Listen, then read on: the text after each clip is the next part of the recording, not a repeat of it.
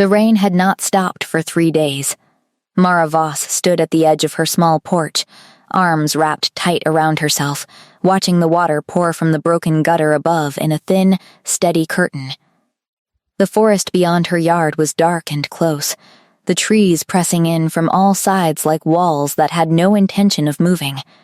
She had chosen this place for exactly that reason. No neighbors, no questions. No one passing by who might stop and look at her too long and remember her face. She had been in Cold Hollow for almost 2 years now, and in that time she had learned to exist in the smallest way possible. She bought her groceries in town on Tuesday mornings when the market was quiet. She repaired her own fences. She kept a vegetable garden in the summer, preserved jars of tomatoes and beans for the winter, and filled the silence of her evenings with the kind of work that kept her hands busy and her mind from wandering too far into the past. She was not hiding, she told herself. She was simply living quietly. The distinction mattered to her, though she could not always explain why. It was just past midnight when she heard it.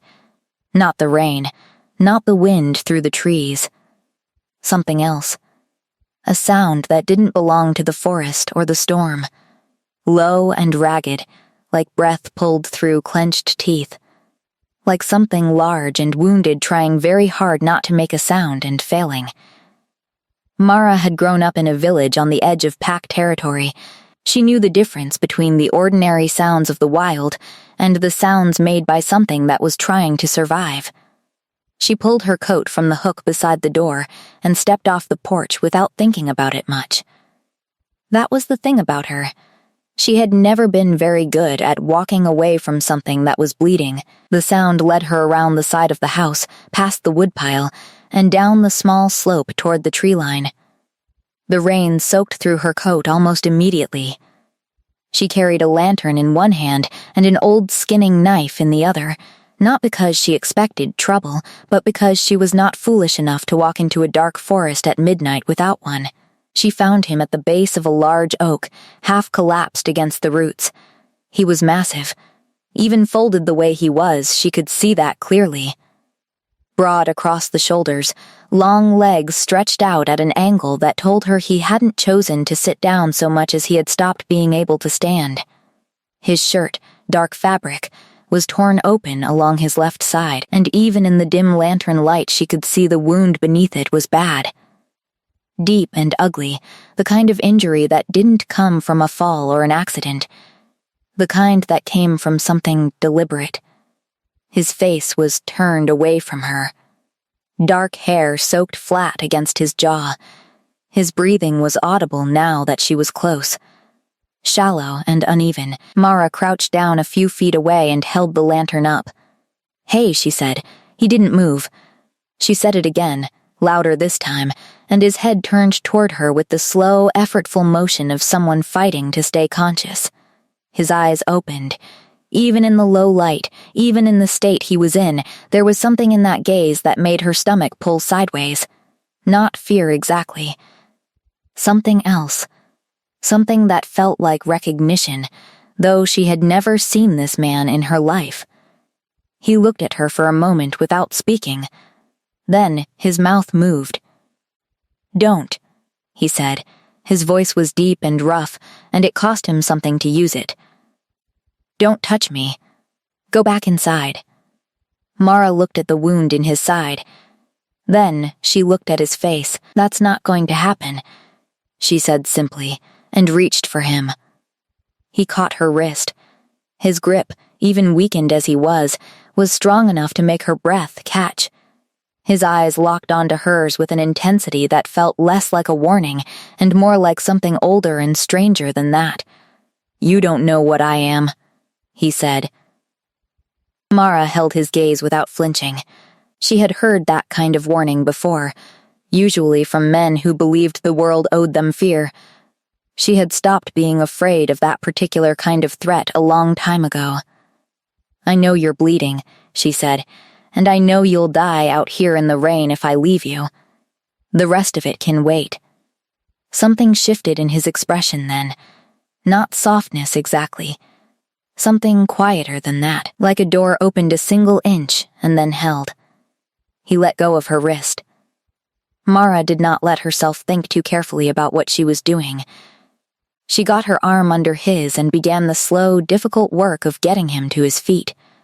He was heavier than she expected, which was saying something given how large he clearly was. He tried to help, pushing himself upright with the arm that wasn't pressed against his wound, and together they managed it. He leaned on her more than she'd anticipated, and she felt the weight of him settle along her side like something inevitable. Like something that had always been about to happen and had simply been waiting for the right night to arrive. She did not understand that feeling. She filed it away. The walk back to the house was slow. The rain didn't ease. By the time she got him through the door and onto the low wooden bench beside her kitchen table, her arms were shaking and her boots were soaked through to the skin. He sat where she put him and watched her move around the kitchen with those dark, unreadable eyes and said nothing. Mara lit the stove, set water to heat, and went to find her medical kit. She had stitched wounds before. On herself, twice. On a pack member's child once. Years ago, when the nearest healer was too far away and the cut was too deep to wait. She was not squeamish about it. She did not pretend to be something she wasn't. What she was careful. And quiet, and very good at not asking questions she wasn't sure she wanted answered. She pulled her chair close, opened her kit, and got to work. He watched her hands the entire time without speaking. And somewhere in the middle of the third careful stitch, while the rain drummed against the roof, and the stove crackled, and the silence between them sat heavy and full of things neither of them had said yet, Mara felt it again. That strange, weightless pull, low in her chest, like the feeling before a storm breaks open. She ignored it. She had learned to be very good at that. Her name had not always been Mara Voss. That was the truth she carried the way some people carry old scars, close to the skin, invisible to anyone who didn't already know to look. She had been born Mara Linden, the second daughter of Edric Linden, a mid-ranking warrior in the Ashcroft Pack who had died doing exactly what he had spent his life doing, which was standing between something dangerous and the people he loved. She had been 11 years old. Her mother had lasted another 4 years before the grief finished what her father's death had started. After that, Mara had been passed between pack households with the particular efficiency of a community that cared enough to keep a child fed and clothed, but not enough to make her feel like she belonged anywhere. She was not mistreated. She was simply peripheral, the kind of girl who sat at the edge of every room and learned to be useful so that no one would think too hard about whether she should be there at all. She had grown up good with her hands because of it. She learned to cook and to mend things and to stitch wounds cleanly because those were skills that gave her a place in a room. She learned to read people's silences, to move quietly, to make herself comfortable in spaces that had not been made for her.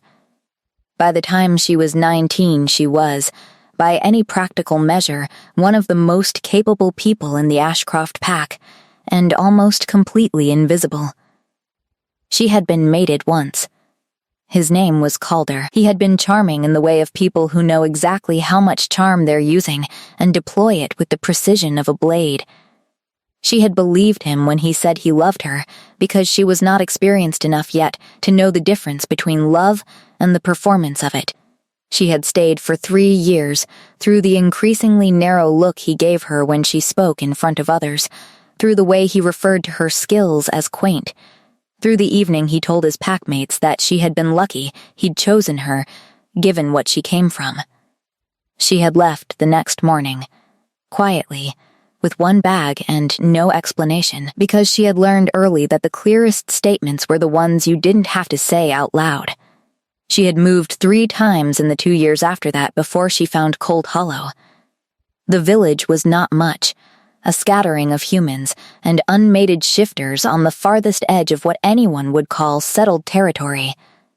No alpha, no pack hierarchy, no one who cared what bloodline you came from, or who had spoken badly of you, or what your father had been before he died. She had rented the small house at the edge of the forest from a woman named Greta, who had charged her a fair amount and asked no questions, and had been living there ever since. She kept goats. She kept her garden. She traded preserves for flour at the market, and occasionally repaired things for her neighbors in exchange for firewood or eggs. She did not make close friends, not out of coldness, but out of a habit of self-protection that had become so deeply ingrained she was no longer entirely sure it was a habit and not simply who she was. She had been fine with that. She had told herself she was fine with that. The stranger in her kitchen disrupted things she had not realized she was still holding onto. She finished the stitching just past 1 a.m. He had not made a sound throughout, which impressed her despite herself.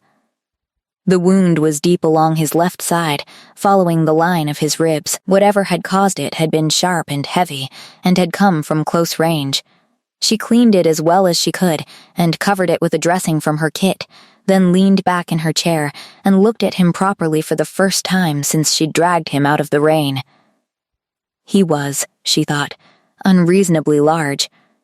She had grown up around pack warriors, men built for strength and speed, and even by that standard, this man was something else.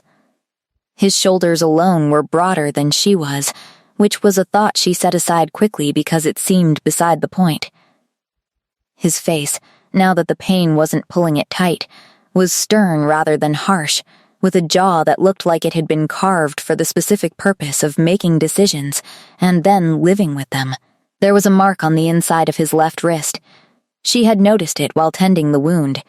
A circle of interlocking lines, dark against his skin, the kind of mark that wasn't decorative, the kind that meant something specific to whoever had put it there. She didn't ask about it. He watched her look at it and said nothing. "You should drink something," she said instead. She rose and poured water into a cup and set it on the table beside him. He looked at it for a moment without moving, and she had the strange impression that he was not accustomed to being offered things without conditions attached. Then he picked it up and drank.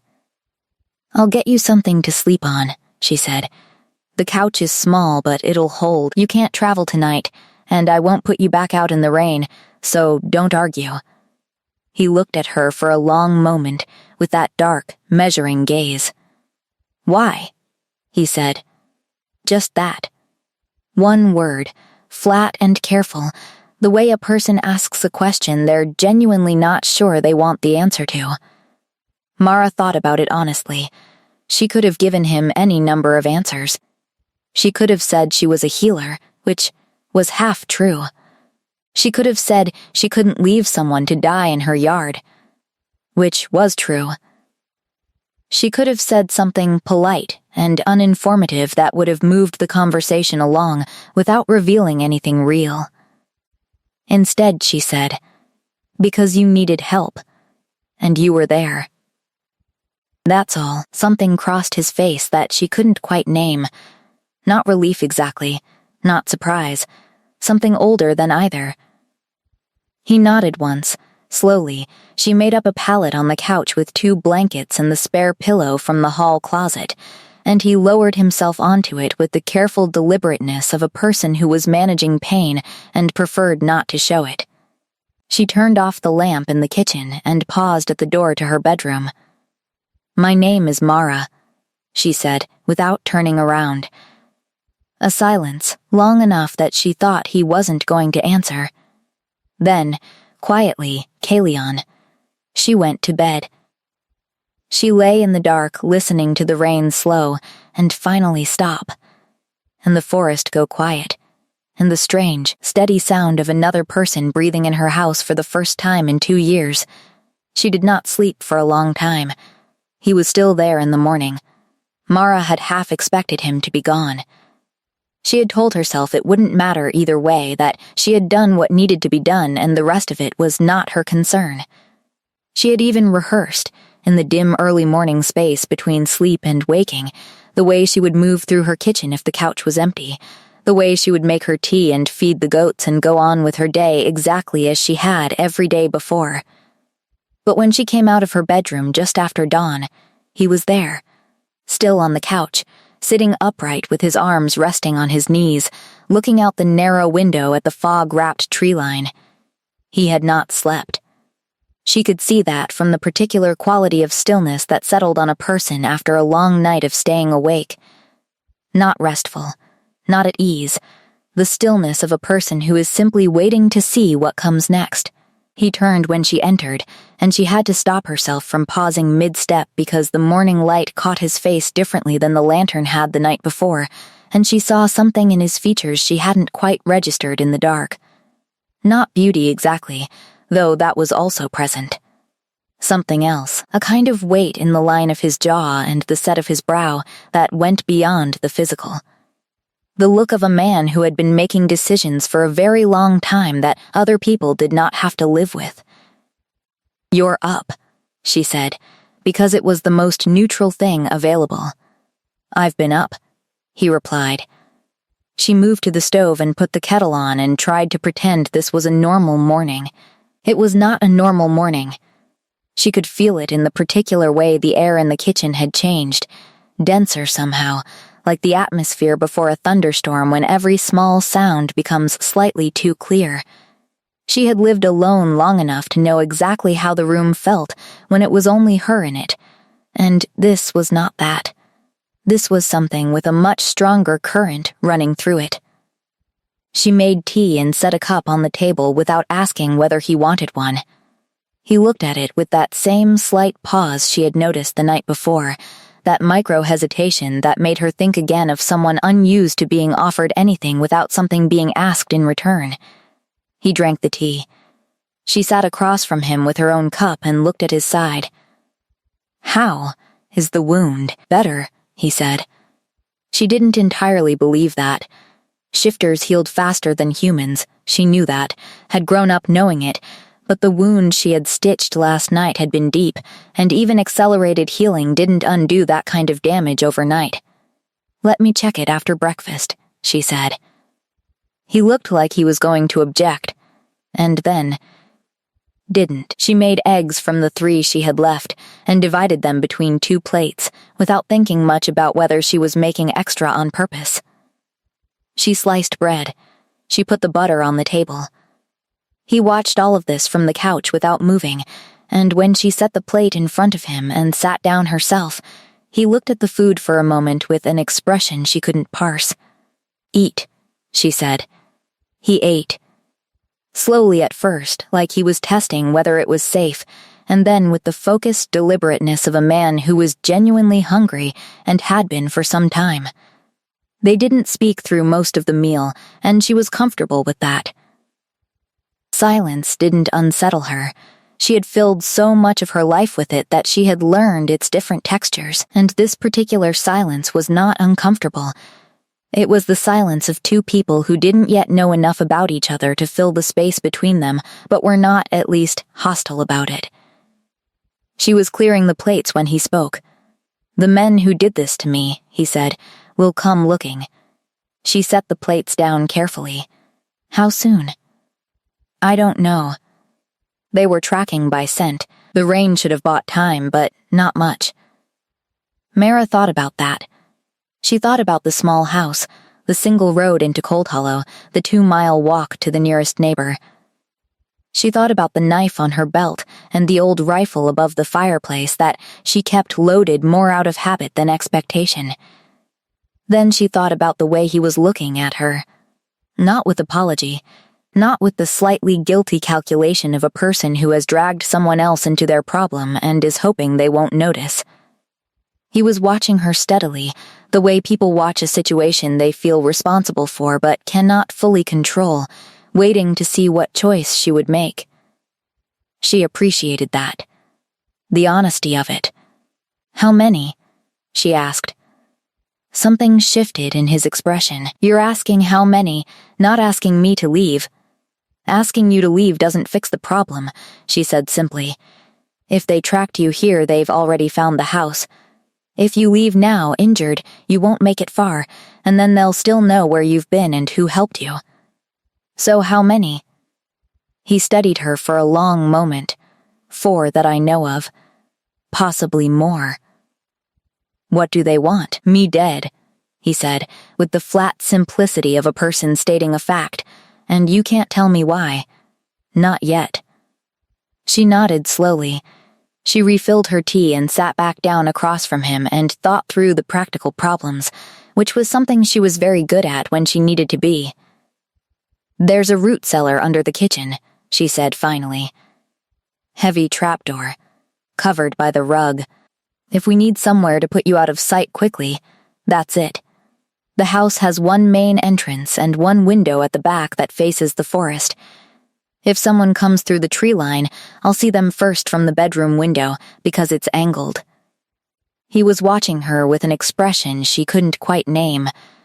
"You're not afraid," he said. It wasn't quite a question. She answered it anyway. "I've been afraid before," she said. "It didn't help much, so I stopped depending on it." He was silent for a moment. Then, very quietly, something that was not quite a smile moved across his face. Not warm exactly, but real. More real than anything she had seen on a person's face in longer than she could easily remember. "Check my wound," he said. She got her kit. She pulled the chair close to where he sat and worked carefully, unwinding the dressing from the night before. The wound was, she noted with some surprise, measurably better. Not healed, not even close, but the angry red had faded at the edges and the swelling had reduced. The stitches were holding cleanly. She had expected to find infection. She found something closer to a wound 3 days old rather than 1. Shifter healing, she reminded herself.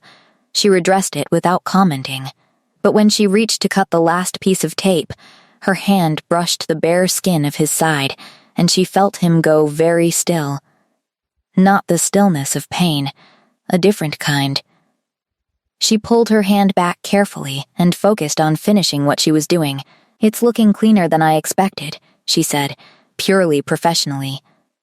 "You're good at this," he replied. "I've had practice." She stood and put the kit away and didn't look at his face, because she had the strong and inconvenient feeling that if she did, she would see something there that would make the next few days significantly more complicated than she was prepared to handle. She heard him shift on the bench behind her. "Mara," he said. She stopped. "I owe you more than I can repay," he said, "and I understand if you want me gone. But I want you to know that whatever comes next, I won't let it reach you." She stood with her back to him for a moment. Then she picked up her coat from the hook beside the door. "I'm going to feed the goats," she said. "Rest your side." She went outside into the cool, fog-soft morning and let herself breathe.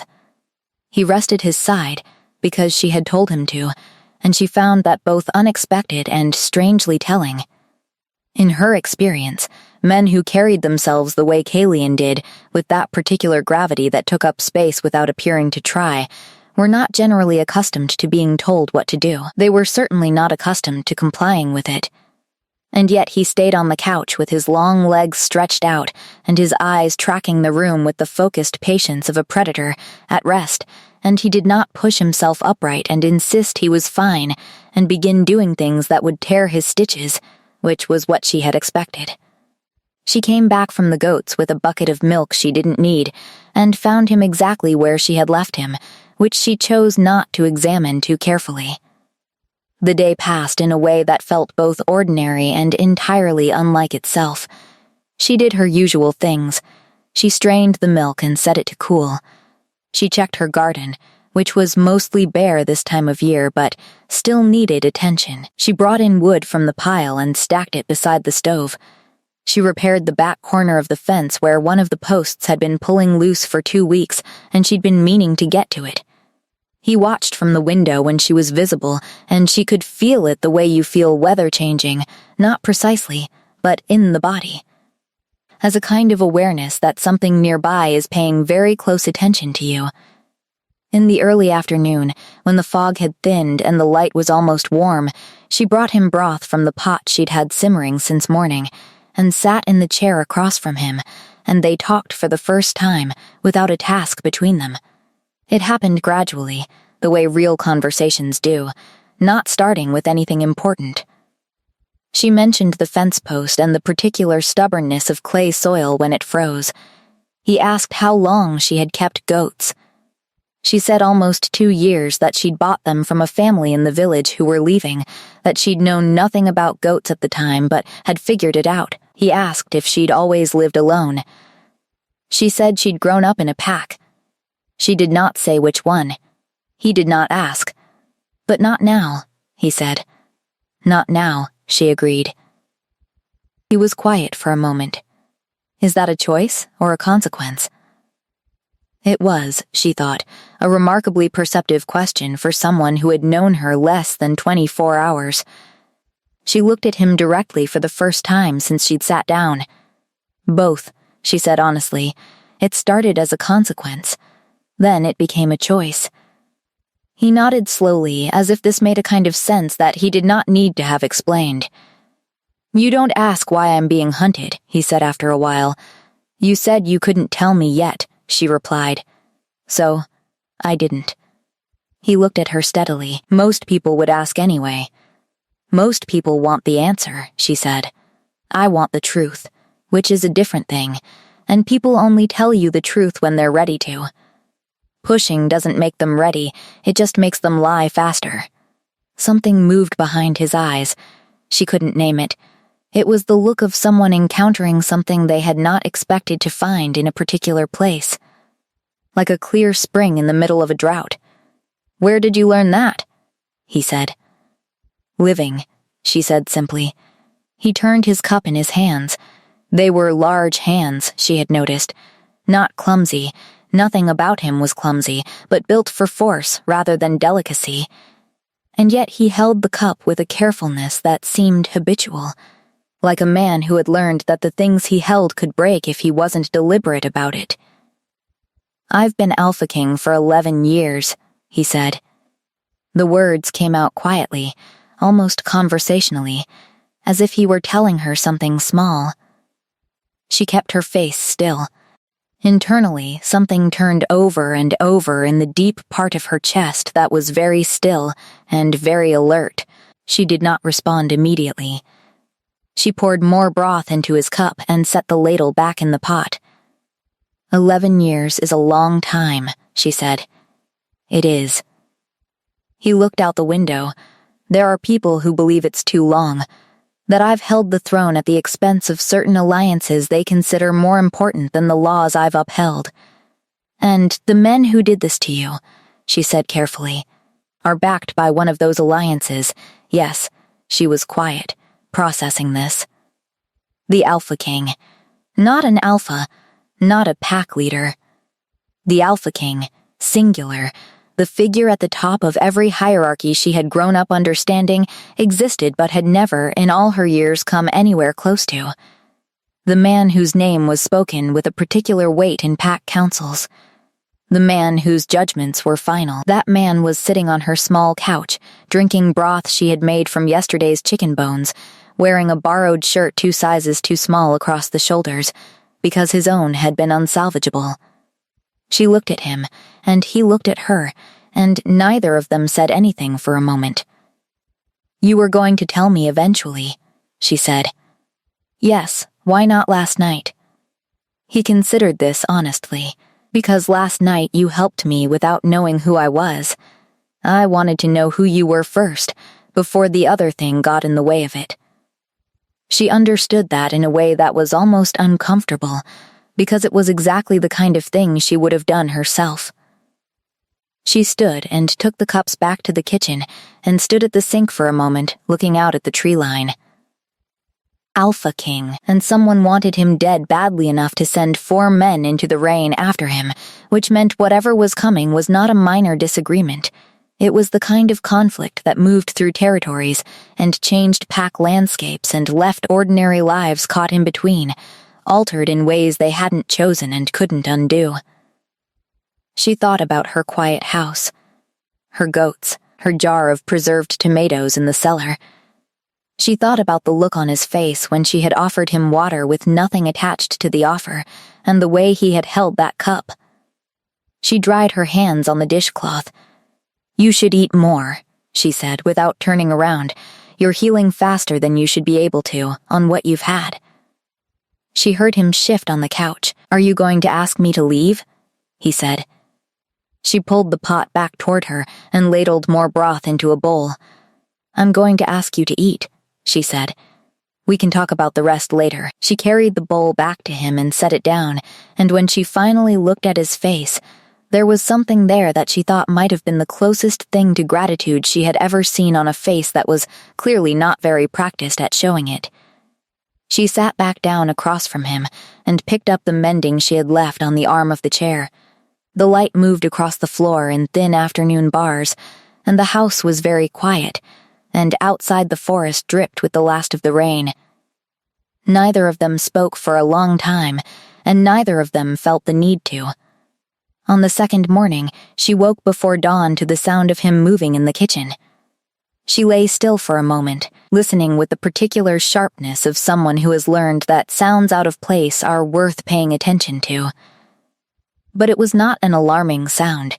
It was the sound of someone filling a cup of water, moving slowly, and trying not to wake her. She got up anyway. He was standing at the window again, cup in hand, watching the dark tree line, with that same quality of attention she had noticed the night before.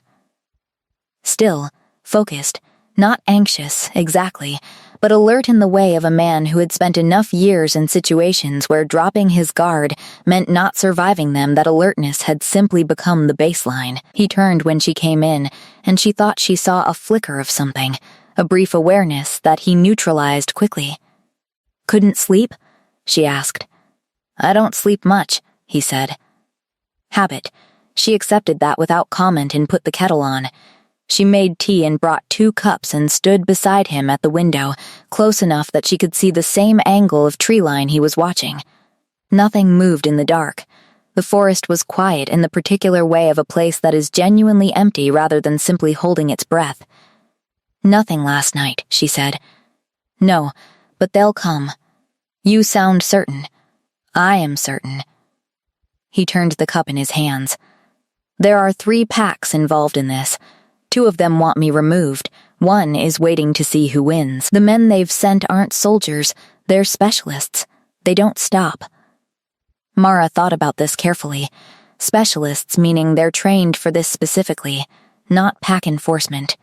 Something else. He looked at her sideways. You know what that means. I grew up on pack territory, she said. I know what the word specialist means in that context. He was quiet for a moment. How old were you when you left? 22. And you haven't gone back? No, why not? She held the cup with both hands and watched the forest begin to lighten, the black trees becoming gray and then green at their edges as the sky behind them started its slow shift toward dawn.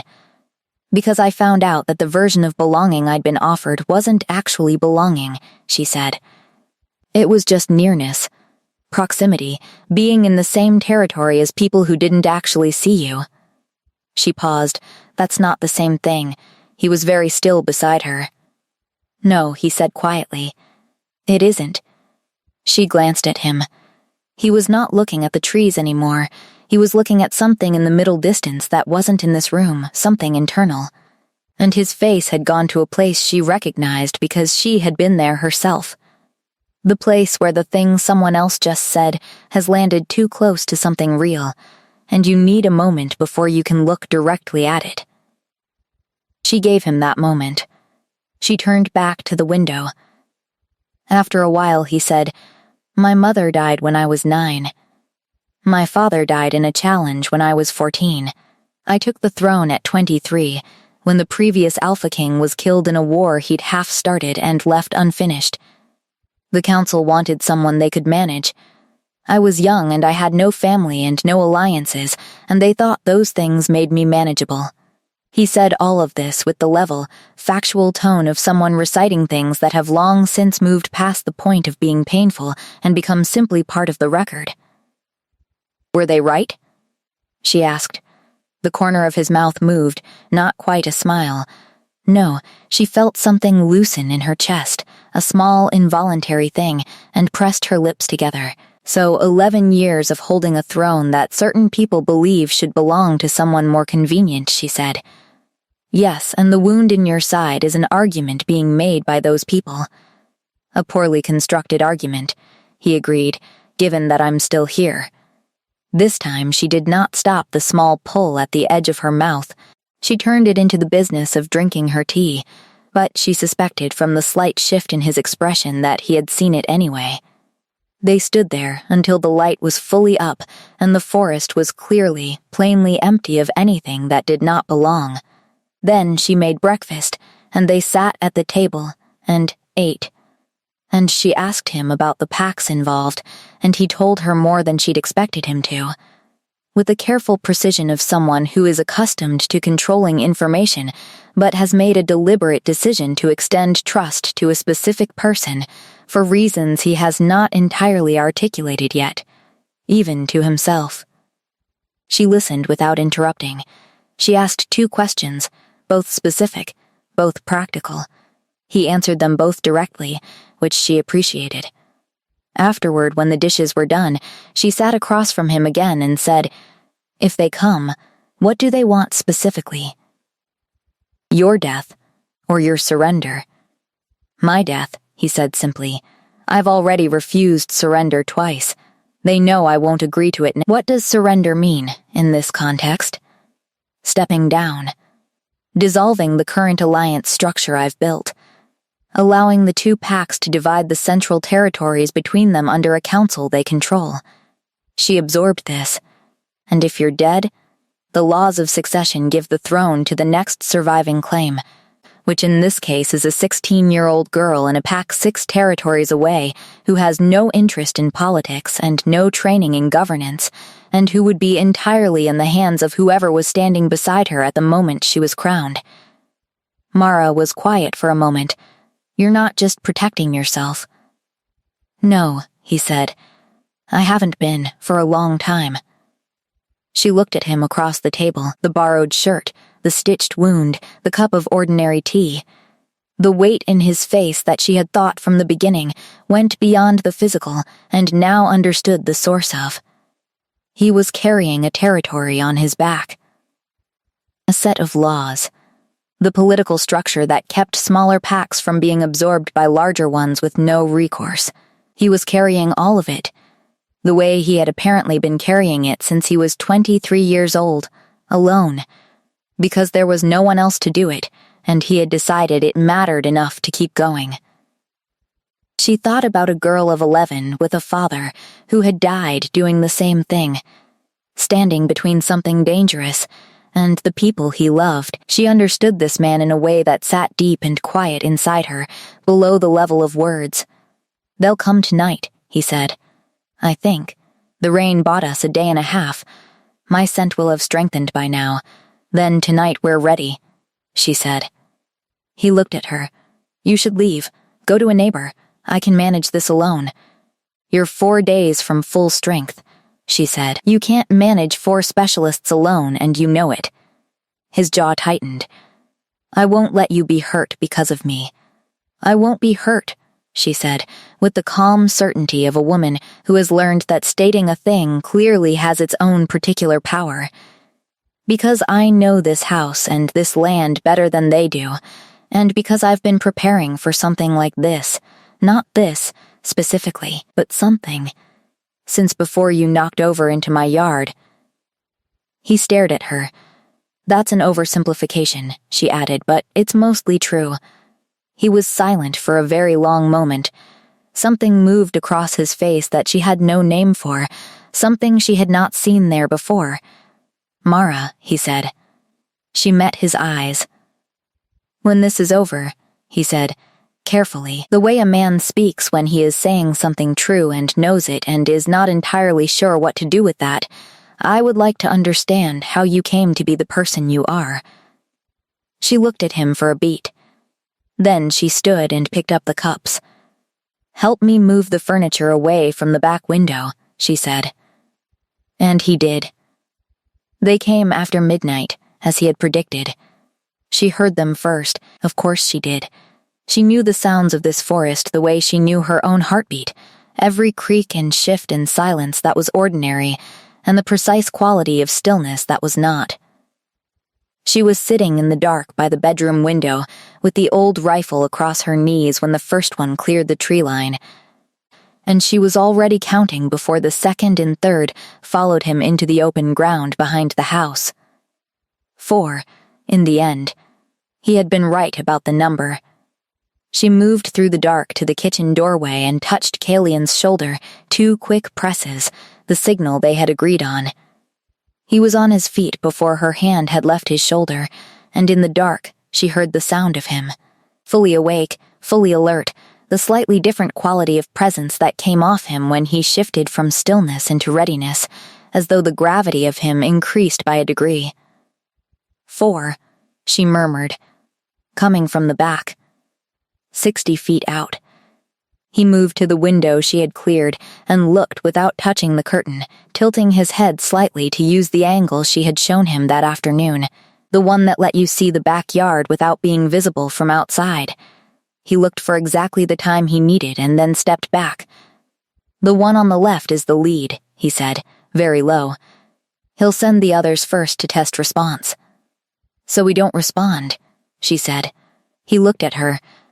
"We don't respond," he agreed. She had spent the afternoon doing 2 things.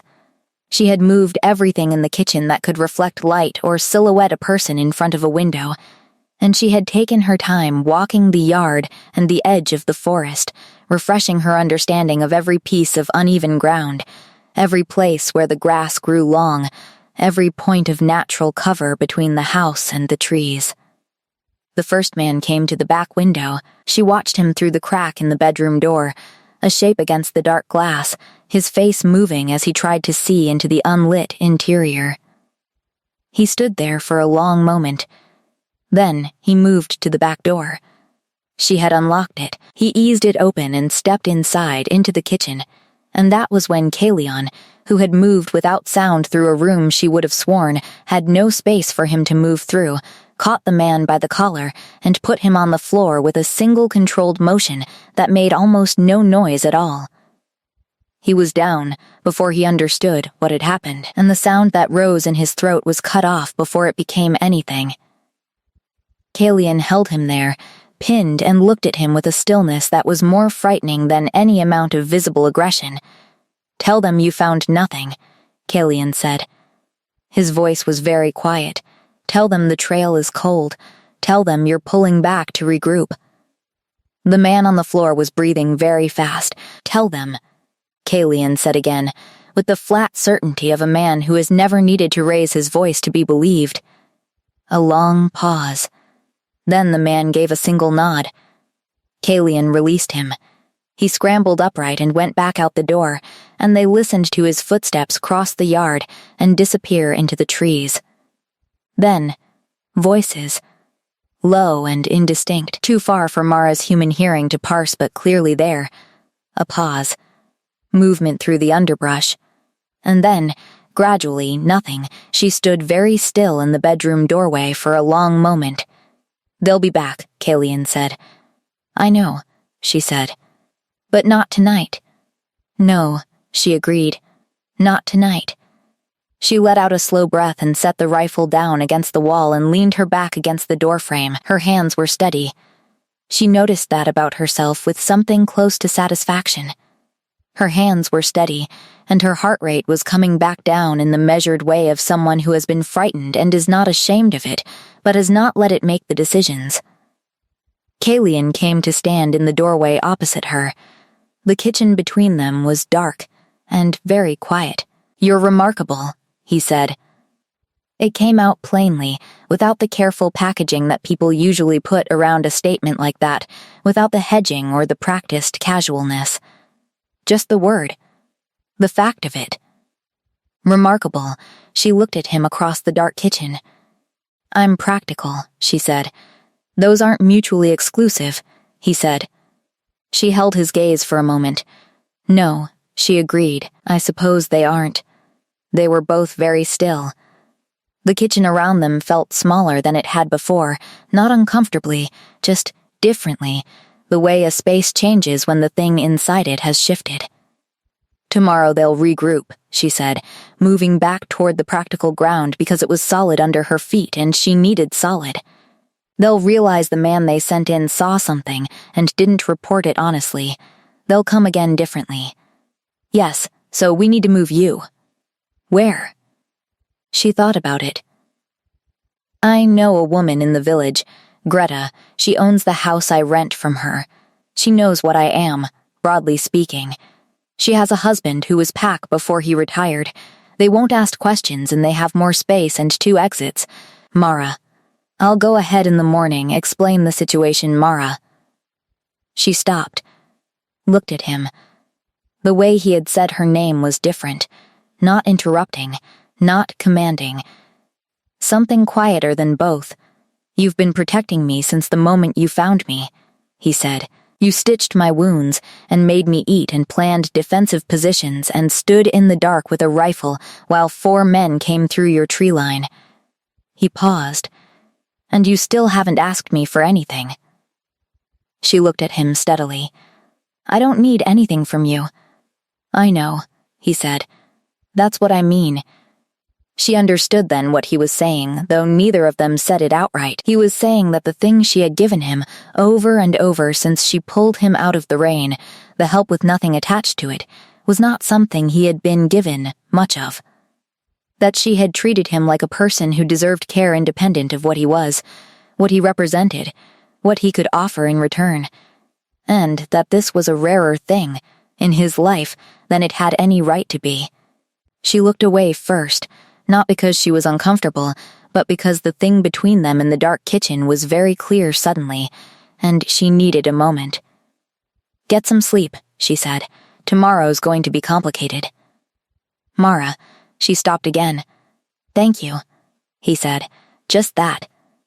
Simple and direct and with a weight behind it that she felt in her sternum. She nodded once, without turning around, and went to her room. She lay in the dark and pressed one hand flat against her ribs, where the weight of that single word was still sitting, warm and unasked for, and she did not sleep for a long time. By mid-morning, it was clear they were not simply regrouping. Mara saw the first sign when she went to the market. She had gone early, before the crowd, for flour and salt and the particular reason of being in the village when it was still quiet enough to read the air properly. She had grown up reading rooms.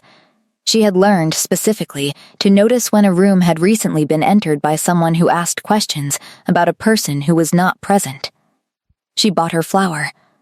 She bought her salt. She exchanged a few ordinary words with the woman at the grain stall and the boy who carried her basket, and when she reached the edge of the square and turned back toward the road, she saw the 2 men sitting at the table outside the inn, with cups they were not drinking, and eyes that were not watching the road, but the people on it.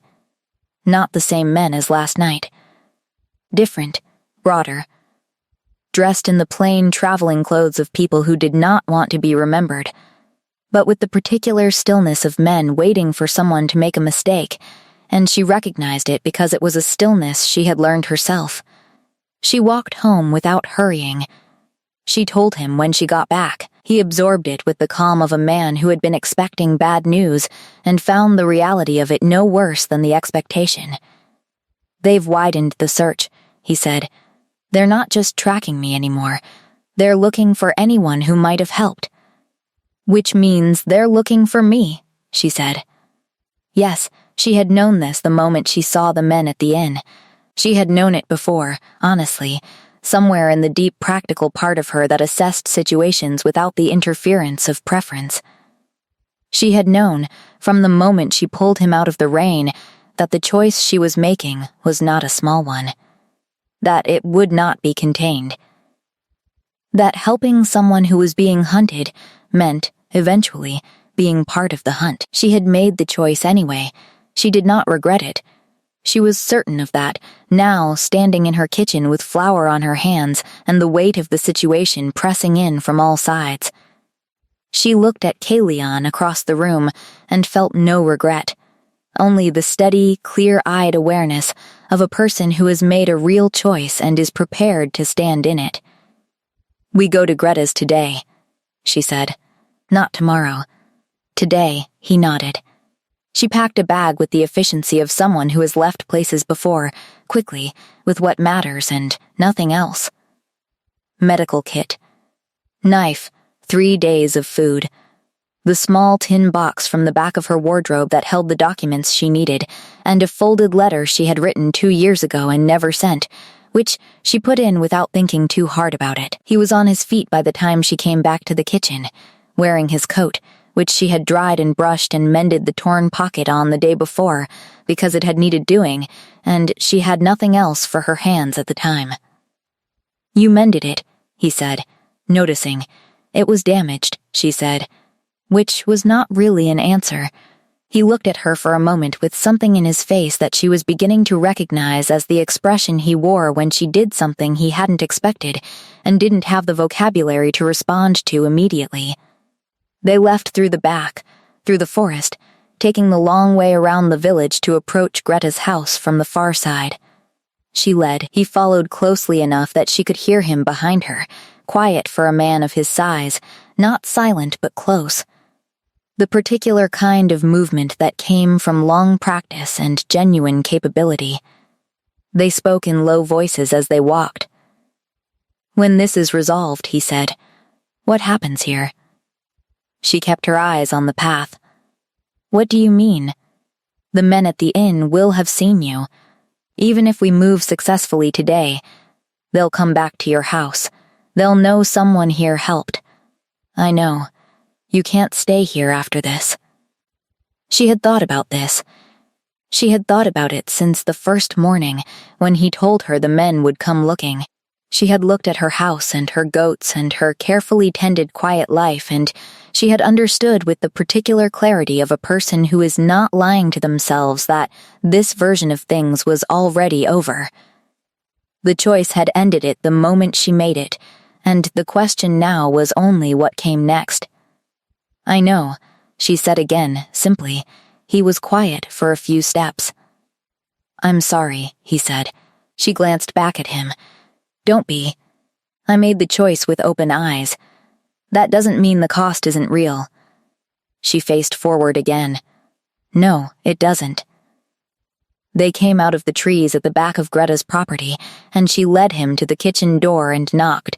Greta opened it within moments. A solid woman of 60, with sharp gray eyes, and the hands of a person who had spent her life doing physical work. She took in Mara's face, then the man behind her, and her expression did what Mara had counted on it to do, which was understand without needing it spelled out. "Come in," she said, and stepped back. Inside, Greta's husband Per sat at the kitchen table, a large, quiet man who had been a pack warrior for 30 years before he'd walked away from it. He looked at Kalian with the particular assessment of a man who has spent decades reading other men's capabilities in a single look. Then, he stood up from his chair and did something Mara had not entirely expected. He lowered his head. Not a bow. Something older and more specific. The posture of a wolf acknowledging rank. Greta looked at Mara. "Who did you bring me, girl?" Mara looked at Kalian. He was standing very still, watching Per, and there was something in his face. A quiet recognition. Something that looked almost like relief at being seen as what he was by someone who had no agenda attached to the seeing. "His name is Kalian," Mara said. "The rest of it, he can tell you himself." Greta looked at him. He met her eyes. "I'm the Alpha King," he said, "and I'm in your debt." Greta was quiet for a very long moment. Then she pulled out the chair across from her husband and said, "Sit down and let me see what kind of shape you're in." He sat. Mara stood in the kitchen of the woman who had rented her a house and asked no questions for 2 years and felt something shift and settle in her chest. Not safety, exactly, not yet, but something adjacent to it. The feeling of being among people who understood what things cost and did not pretend otherwise. Outside, somewhere in the village, 2 men sat at an inn table with untouched cups and watching eyes, and the situation pressed closer with every hour. But inside Greta's kitchen, for this hour at least, There was warmth and bread and the quiet steadiness of people who had all, in their different ways, learned what mattered enough to protect. The second night at Greta's house was where it broke open. Mara was in the back room, the one Greta had given her, sitting on the edge of the bed with the tin box open on her lap, not doing anything with its contents, just sitting with the particular weight of a person at the hinge between what was and what was coming. She could hear Kalian and Pear in the kitchen, not their words, just the low murmur of men talking, the occasional longer pause that meant something significant was being said and absorbed. Greta came in without knocking, which was her way, and sat in the chair by the window and looked at Mara. "You know what he is," Greta said. Not a question. "Yes," Mara said. "Since when?" "The second day." Greta was quiet for a moment. "And you didn't send him away?" "No." Greta folded her hands in her lap and looked at her with those sharp gray eyes. "Why?" Mara thought about this honestly, the way she tried to think about most things. She thought about the wound in his side and the cup of water held with both hands, and the question he had asked her in the dark. One word. Flat and careful. Why? Like a man who had genuinely forgotten that people sometimes helped each other without a reason other than that it was the right thing to do. Because he needed help, she said, and because he was, underneath everything else, very tired. And I understand what that feels like. Greta studied her. "You're not afraid of what this means for you." "I am," Mara said honestly, "but being afraid doesn't change what I chose." Greta was quiet for another moment. Then she said, "He looks at you like you're the only solid ground in a room full of water." Mara did not respond to this. Greta made a small sound that wasn't quite a laugh. "All right," she said. "Get some sleep if you can." She rose and went to the door and paused. "The man Per spoke to in town tonight says there are 6 of them now. They've called in more." "6," Mara said. "You should know." She went. Mara sat with the tin box on her lap and looked at the wall and thought about 6 trained specialists against 1 injured Alpha King and 2 retired shifters and herself. The numbers were not comfortable, but she had never made her decisions based on comfort, and she was not going to start now. She went to the kitchen. Kalian looked up when she came in. Per rose from the table without a word and went down the hall, which she suspected was deliberate and appreciated it. She sat down across from Kalian at the table and told him what Greta had said. He absorbed it without expression, which she had learned meant he was calculating rather than dismissing. His eyes moved slightly, left, then down, the particular pattern of someone running through options. 6, he said. 6, they've escalated. He was quiet for a moment. Which means the deadline has changed. They're not willing to wait any longer. What deadline? He looked at her steadily. There's a council session in 4 days. If I'm not present, the emergency succession protocol is triggered. That's what they're trying to achieve now, not just my death, but my absence from that session. Dead or incapacitated, the outcome is the same. 4 days. 4 days. She pressed her hands flat on the table and thought.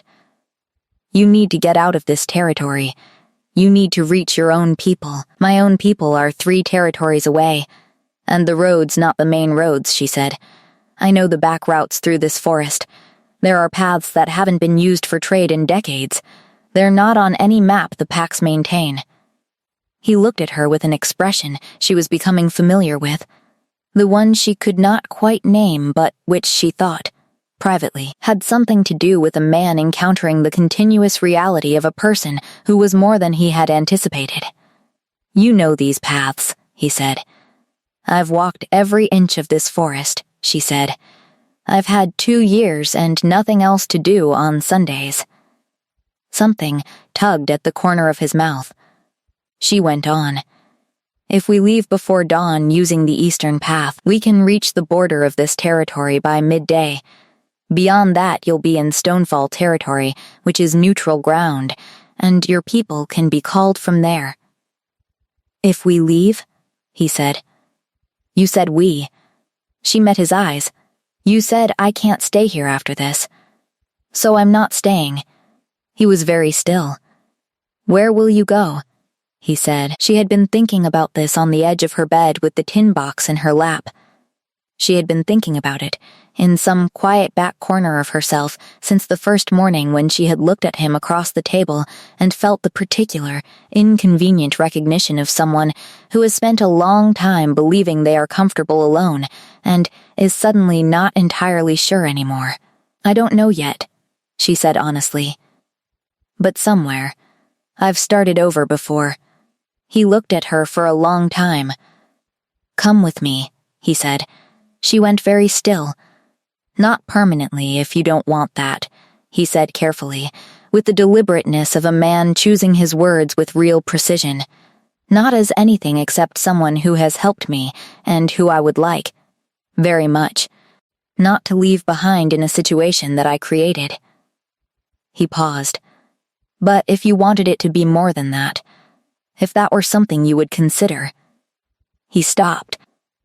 She looked at him across Greta's kitchen table with the lantern between them and the night pressing in from outside and 6 men somewhere in the dark who wanted him dead, and a council session in 4 days, and a whole life she had built in this quiet place now ending regardless of what she chose. She thought about proximity and belonging. She thought about the difference between nearness and being seen. She thought about a cup of water offered with nothing attached to the offering, and the way he had held it carefully like something that could break. "I'll take you to the border," she said, "and then we'll see." It was not a yes, but it was not a no, and from the way his face changed, slowly, the hard lines of it easing by a degree she suspected cost him something to allow, she understood that he knew the difference and was glad of it. "We leave at 4, he said. "I'll be ready at 3:30, she said. She rose and went back down the hall to her room and sat on the bed and pressed her hands together in her lap and allowed herself, for exactly the time it took to breathe in and breathe out 3 times, to feel the full weight of how much had changed in 3 days. Then she got up and started packing. They left at 3:40 in the morning. Purr walked them to the back fence line and pressed a folded paper into Mara's hand without explanation. She opened it briefly in the dark and saw that it was a map, hand-drawn, of the eastern paths she had described. He had known them already. She folded it and put it in her coat pocket and squeezed his hand once, and he nodded at her and at Caelion, with the particular gravity of a man who understands what is at stake and is at peace with his part in it. Greta stood in the kitchen doorway. She did not come to the fence, but when Mara looked back, the old woman lifted one hand briefly. A small gesture. Enough. The forest was very dark. She led from memory, the map a backup she didn't think she'd need. The eastern path was overgrown at points but solid beneath, the kind of trail that had been made by regular use over many years, and remembered the fact of it in the compression of the earth. She moved without light, which was a choice, because light could be seen and the dark could not. Caelion followed 2 steps behind her, and she was aware of him continuously, not distractingly but fundamentally, the way you are aware of the ground under your feet. They did not speak for the first hour. When they stopped briefly to drink from her canteen and recalibrate direction, he said quietly, "Your sense of direction is extraordinary. I spent a lot of time alone in this forest," she said. "You learn it, or you get lost. Which happened first?" She handed the canteen back. "Both," she said, "at the same time. For a while." He was quiet, absorbing this. They walked for another hour. The path climbed slightly as they moved east, the trees thinning enough that the sky became visible in patches above, and the first pale edge of pre-dawn began to spread behind them. She could see better now and moved faster. He matched her pace without difficulty, his wound apparently no longer the limiting factor it had been 2 days ago. Shifter healing, she reminded herself again. Remarkable thing, in the thin gray light of early morning, she heard them. Not close. Perhaps half a mile to the south, moving parallel to them through the trees. She stopped, and Kalian stopped behind her, and she held very still, head slightly tilted. 2 of them. Moving at a pace that suggested they were searching rather than tracking, sweeping the forest in sections rather than following a specific trail. She made a small motion with her hand. He pressed close to her shoulder to see the angle she was indicating, and in the process she felt the warmth of him along her side and the particular steadiness of his presence, unhurried, trusting her read completely. South, she murmured. 2. Grids searching. We angle north, he breathed. She was already moving. They went north for 20 minutes, crossing the path and coming at it from a different angle, and by the time they were back on the eastern line, the sounds had faded. She did not entirely relax, but the knot in her chest loosened by a single degree. When they stopped again, briefly, in the shadow of a large outcrop of rock she used as a landmark, he turned to look at her, and she could see his face properly for the first time in the dawn light. He looked tired. Not the bone-deep exhaustion of a man who was failing, but the worn-through tiredness of one who has been running at full capacity for a very long time and has not stopped to acknowledge the cost of it. And alongside the tiredness, something else, something open in his face that she suspected was rare and was not entirely accidental, the look of a man who has chosen to let someone see him clearly and is against his prior experience, not regretting it. She handed him the last of the dried meat from her pack. He took it without argument. The border is another 2 hours, she said. Possibly less if the north angle didn't cost us too much. It didn't, he said. She nodded and turned back to the path, and he caught her wrist. Not the way he had the first night, not a warning. Just a touch. His hand around her wrist, light enough that she could have pulled free without effort, which meant it was not about stopping her. It was about the gesture itself.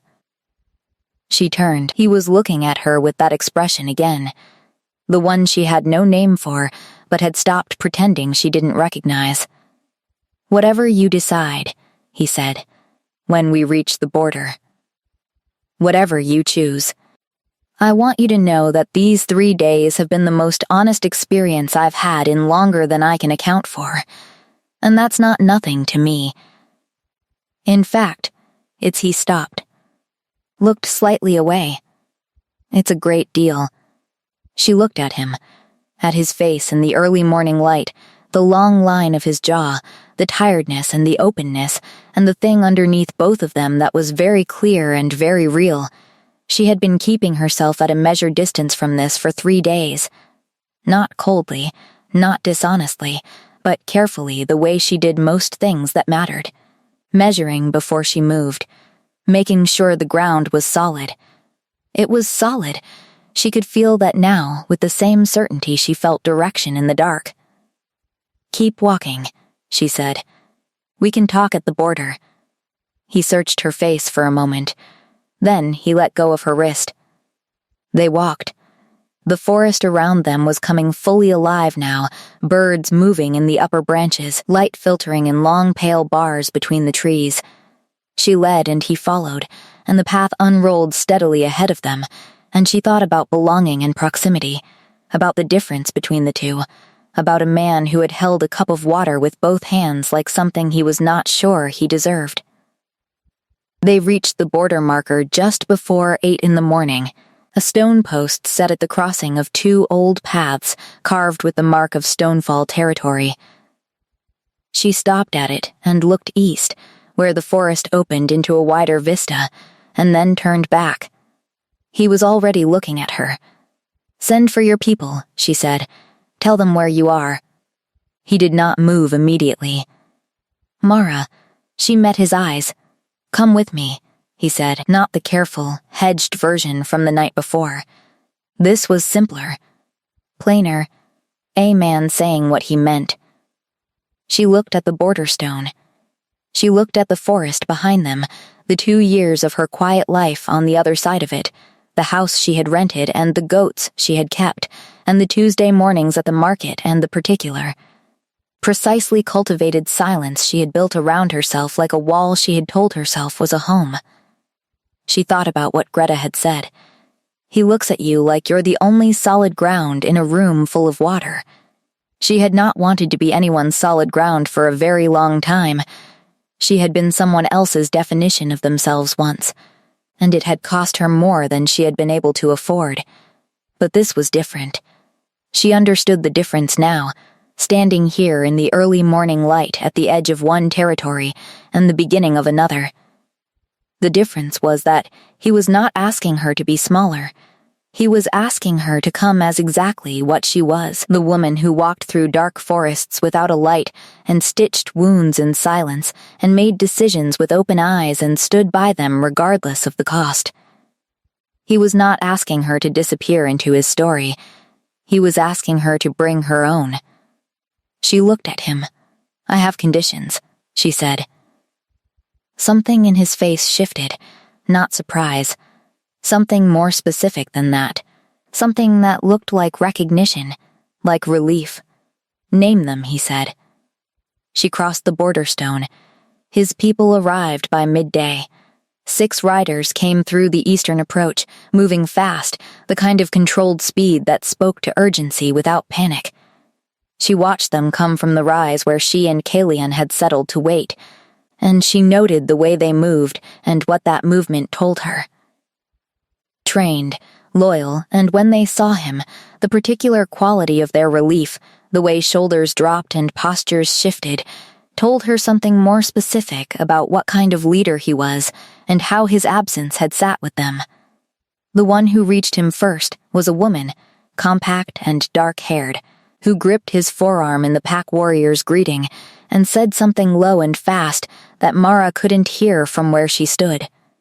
Kalian answered briefly and then turned and said her name, and the woman's eyes came to her with an assessment that was quick and professional and not unfriendly. "Saren," he said. "This is Mara. She's the reason I'm standing here." Saren looked at her. "Then, I owe you a debt I'll spend the rest of my life being glad to repay," she said, which was not what Mara had expected and which she found she could not immediately respond to. "She's coming with us," Kalian added. Saren's expression did not shift significantly. "Good," she said simply, and turned back to the riders. Mara stood in the early afternoon light and felt the weight of that single word settle in her chest. Good, as if it were simple. As if the thing she had been carefully circling for 3 days were, from the outside, entirely straightforward. She supposed it was. From the outside. They rode through the afternoon. Saren's riders surrounded them, not oppressively but with the practiced positioning of people who were very good at protecting something they valued and were not going to stop being good at it on the grounds that the immediate threat had been deflected. Mara rode beside Kalian, which was Saren's arrangement, and she found that she was comfortable on a horse, which surprised her slightly and then didn't. Because she had grown up pack and most pack children learned to ride before they were 10. He rode with the ease of long practice, one hand on the reins, the other resting on his knee, and the lines of his face had changed again. He was still tired. He was still carrying the weight she had felt from the beginning. But the hard, contained quality that had come off him like pressure in her kitchen was different now. Not gone. But less alone. She noticed that. She noted that she noticed it. They talked as they rode, not urgently, not about anything that could not have waited. He asked her about the goats' names, and she told him without embarrassment that she had not named them. And he said that seemed like restraint she hadn't applied to anything else she'd done in the past 3 days. And she said that was different, and when he asked how it was different, she found she didn't have a completely satisfying answer for it, which amused him visibly, and which she found she did not mind. By evening they had crossed 2 territory borders and reached a wayhouse that Saren clearly knew, a low-built stone building set back from the road, kept by a family who had the look of people who had housed pack people in transit before, and understood the value of discretion. The woman who answered the door looked at Kalian without visible reaction beyond a brief, very formal lowering of her gaze. That kept happening. Mara noticed it. The lowered gaze, the particular pause before people spoke to him, the way a room reorganized itself slightly when he entered it. Not fearfully. With the specific quality of attention given to someone whose presence meant something. She had known, intellectually, what he was from the second day. She was understanding it differently now, watching the world around him adjust itself, like water flowing around a stone. The stone does not ask for this. The water simply responds to what is there. She sat across from him at the Wayhouse table that evening and ate bread and stew and thought about what her conditions had been, the ones she had named at the border marker while he looked at her with that open, waiting expression. She had said, "I don't disappear into your world. I keep my own opinions and I say them. I take care of myself, and I'm not managed or redirected or made smaller for anyone's convenience." He had listened to each one. He had nodded once, and then said, "Those aren't conditions, those are requirements. And I would not have it any other way." She had looked at him for a long moment. Then she had crossed the border stone. Now she sat in the Wayhouse, and he was across from her, and Saren was at the far end of the table reviewing maps with two of the riders, and the room was full of warmth and the low sound of people who are tired but no longer afraid, and she let herself feel the particular quality of this moment, without deflecting it. It was not the same as the quiet of her house in Cold Hollow. It was louder and more populated and significantly more complicated, and it carried with it a weight and a direction and a set of stakes she had not chosen but had walked into with open eyes. It was also, she understood sitting here, more real than the quiet had been toward the end. The quiet had become, she could admit this now, less a choice and more a habit she had never examined closely enough to question. She had been still for 2 years, telling herself stillness was peace. It was only now, sitting in a room full of motion and consequence, that she understood the difference. "You're thinking very loudly," Kalian said. She looked at him. "I'm thinking quietly," she said. "I always think quietly. You just notice more than most people." Something moved in his expression. "You're not unhappy," he said. It came out carefully, as if he was testing the observation against the possibility of being wrong. "No," she said. He relaxed by a degree. "Good," he said, and the way he said it was exactly the way Saren had said it at the border, simple and direct and without the performance of relief, just the fact of it. She looked at him across the table with its bread and its stew and its maps and its ordinary Wayhouse lamp. 4 days to the council, she said. "Yes, can you make it?"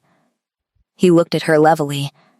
"We can make it," he said. "You said conditions, not limitations." She felt the corner of her mouth move. "No," she agreed. "Not limitations." She picked up her bread. Outside, the night settled in over the road they had traveled and the territories behind them, and somewhere in those territories, 6 men were piecing together a trail that had gone cold at a border stone. And a power structure built on lies was beginning to show its first real cracks, and a council session 4 days away was carrying more weight than most of the people preparing for it understood.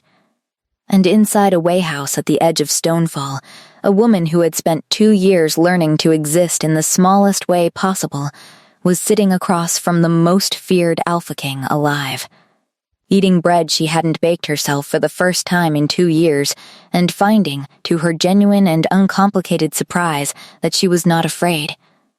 The council session changed everything, and yet the thing that mattered most happened the night before it. They had arrived at the Iron Keep, the formal seat of the Alpha King's court, on the afternoon of the 3rd day. Mara had seen it from the road before they entered the gate. A massive structure of dark stone and older architecture. towers that had been built by someone who understood that a building could communicate something simply by existing. That power was real and permanent and worth taking seriously. She had kept her face neutral and her spine straight. Inside, everything moved with the efficiency of a court that had been briefly disrupted and was now reorganizing itself around the return of its center.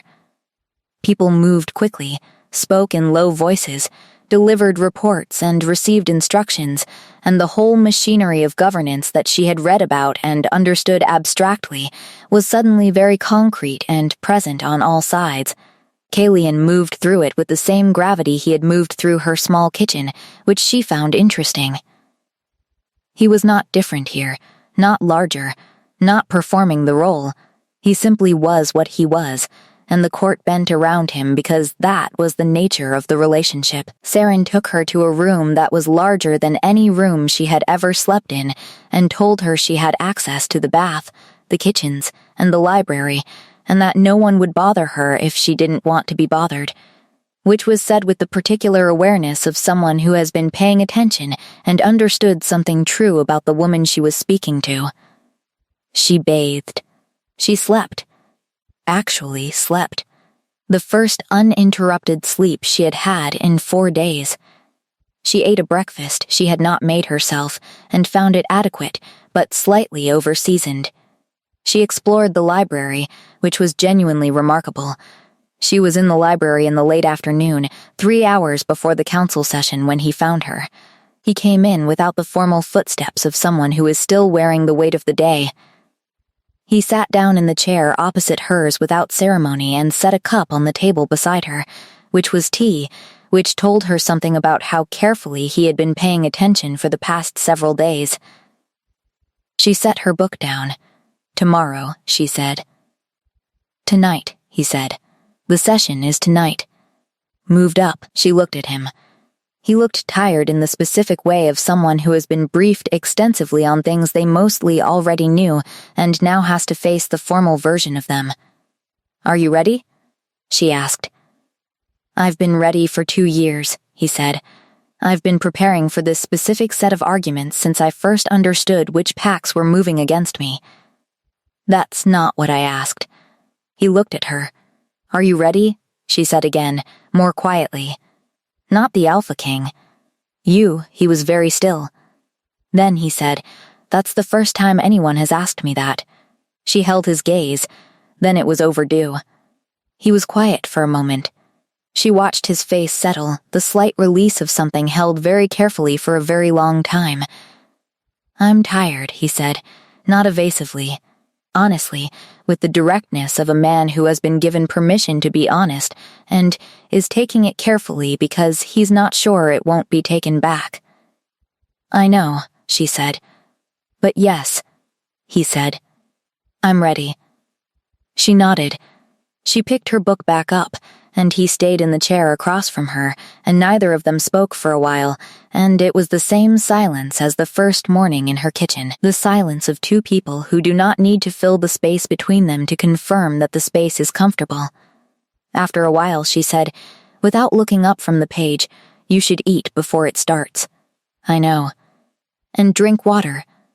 Not whatever they put on the table in the council room, because it's always something ceremonially appropriate rather than actually useful." He looked at her over the edge of the book she wasn't really reading. "How do you know what they put on the table in council rooms?" "I don't," she said. "But I know enough about formal occasions to know they optimize for appearance rather than function." He made a sound that was almost a laugh. She had been waiting, she realized, since the first morning in her kitchen to hear that sound. It was, she thought, exactly what she had expected. Low and genuine and slightly surprised, like something that had not been exercised regularly and was remembering how. She looked up. He was looking at her with that expression again, the one she had no name for, except that she thought now, after 4 days, she understood its constituent parts. It was made of gratitude and recognition and something underneath both, something quieter and more fundamental, that she thought might simply be the feeling of a person who is, for the first time in a long time, in a place where they do not have to perform being themselves. Go eat, she said gently. He stood. He paused at the door. Mara, she looked up. After tonight, he said. Whatever happens, I want to show you something. There's a part of the keep that I don't take people to. Old forest land on the south side, within the walls. It's quiet. She understood what he was offering. Not a grand gesture, not a claim. The thing he had figured out in 4 days that she actually valued. A quiet place. After tonight, she said. He left. The council session lasted 4 hours. She heard about it afterward, not from him but from Saren, who found her still in the library and sat down and told her with the compressed precision of a person summarizing a complex situation efficiently. The two opposing packs had made their case. The evidence against them had been presented. 3 of the 6 specialists in the field had been taken into custody by then, which was decisive. The Alliance Kalian had spent 11 years building held. The motion to trigger emergency succession failed by a significant margin. He came to find her afterward. He walked into the library and stopped when he saw her, and she could read the outcome of the session in his face before he said a single word. Not triumph exactly. The deeper thing. The thing that comes after you have been fighting for something for a long time and it holds. She stood. It's done? She asked. It's done, he said. She nodded slowly. Something eased in her that she hadn't realized she had been holding, and she thought about the girl of 11, and her father, and the particular shape of a person who learns early that some things are worth standing in front of. He crossed the room and stopped in front of her, close enough that she could have reached out and touched him without extending her arm fully. He looked at her face with the careful attention of a man cataloging something he intends to remember. You said after tonight, he said. I did. The forest is still there. She looked at him, at everything she understood about him now, the 11 years and the 23-year-old boy and the cup held with both hands, and the sound that came out of him in the library that was almost a laugh. She looked at him and thought about proximity and belonging, and the difference between the two, and the moment she had understood it clearly, standing at a border stone in the early morning with a choice in front of her. She had made the choice. She was still making it, every moment since, with open eyes. Show me, she said. And he led her out of the library and through the quiet corridors of the Iron Keep, and the night was very still, and somewhere ahead of them was a piece of old forest land where it was quiet, and she followed him into it without a lantern, because she had never needed one. The forest inside the keep walls was old, older than the stone surrounding it, she thought. The kind of old that sits in the roots of trees and doesn't need to announce itself. She walked through it beside him, neither of them speaking, and the quiet here was not the managed quiet of empty rooms, but the living quiet of a place that had been growing for a long time and was content to keep doing so.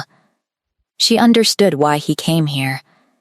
They stopped at the center of it, where a single large stone sat at the base of the oldest tree, worn smooth along its top by what might have been generations of use. He sat there. She sat beside him.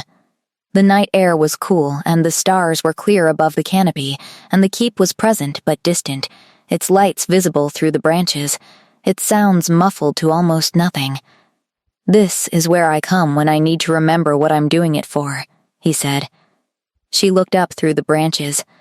Does it help? She said. Usually, he said. Tonight it's unnecessary. He looked at her. Tonight I already know. She held that for a moment. Kalian, she said. Yes, I'm not going to be someone who disappears into your life, she said. I want you to understand that clearly. Not as a warning. As a statement of fact. I am what I am, and I've spent a long time becoming comfortable with that, and I'm not willing to undo it. I know, he said. I'm not asking you to. I know you're not, she said. I'm saying it anyway because it matters to say it out loud. He was quiet for a moment. Is there anything else you need to say out loud? She thought. That I'm glad I found you in the rain, she said, and that I'd do it again. All of it, knowing what I know now. Something happened in his face. The last of the careful distance he kept between himself and what he felt, the armor that was not hardness but caution, years of learned caution, moved aside by a single degree. She could see the thing underneath it, steady and true and long-held. So would I, he said, finding you may be the most important thing that has happened to me in 11 years. She looked at him. That's a significant claim, she said. I know, he said. I'm not generally given to them, which is how I know it's true. She held his gaze in the dark, in the quiet, in the old forest that had been growing longer than either of them had been alive. And she felt the weight of the past 3 days settle into something she recognized. Not resolution exactly, not an ending. The solid ground at the beginning of a long path, real under your feet, steady enough to walk on. She was not afraid. She had been afraid before. Of loss, of smallness, of becoming peripheral in rooms that had no place for her. She had built her quiet life precisely to avoid the particular pain of being somewhere you don't belong. And sitting here now, she understood something she hadn't let herself understand for a very long time. Belonging was not the absence of complication. It was not stillness. It was not silence. It was the particular, rare feeling of being seen completely. The difficult and the capable, and the tired and the strong parts all together, and having someone choose that, specifically, without editing it. He had found her in a dark forest, barely conscious, and she had stitched his wounds in silence and fed him broth, and stood in the dark with a rifle, and walked him through a forest she knew by heart, and named her conditions at a border stone. He had watched all of it with those dark, steady eyes, and he had not asked her to be other than she was, not once, not by a single word. She reached out and put her hand over his where it rested on the stone. He turned his hand and held hers. They sat in the old forest in the dark, and the stars moved overhead, and the keep was lit and present behind them. And the future was complicated and large and full of things neither of them could yet see clearly. She was not afraid of it. She had never needed to see clearly to move forward. She had been walking in dark forests her whole life. She knew how to find the path. She squeezed his hand once. He held it. That was enough. For now, that was exactly enough. The woman who had stitched a stranger's wounds in silence, who had never known what she was walking toward when she stepped off her porch into the rain, sat in an old forest in the heart of a keep she had never imagined entering, and felt, for the first time in a very long time, that she was precisely where she was supposed to be. Not because she had been led there, not because someone had chosen it for her, but because she had made every choice herself, with open eyes and steady hands, and those choices had brought her here, and here was good. The forest breathed around them, and the night held. Author's note: thank you for staying with Mara through every quiet moment and every uncertain step. This story was born from the belief that the most powerful thing a person can offer another is simply to see them clearly, without asking them to be different, without conditions attached. Mara is not a woman who needed rescuing. She was already capable, already enough, already whole. What she found in the rain that night was not someone to complete her, but someone who recognized what was already there, and valued it for exactly what it was. If you have ever been told that your quiet strength is not enough, or that your self-sufficiency makes you hard to love, or that being careful with yourself means you are closed off, I hope Mara's story reminded you that those things were never flaws. They were the shape of a person who survived, and learned, and was simply waiting for someone who could see the difference. Thank you for feeling with these characters. Until the next story.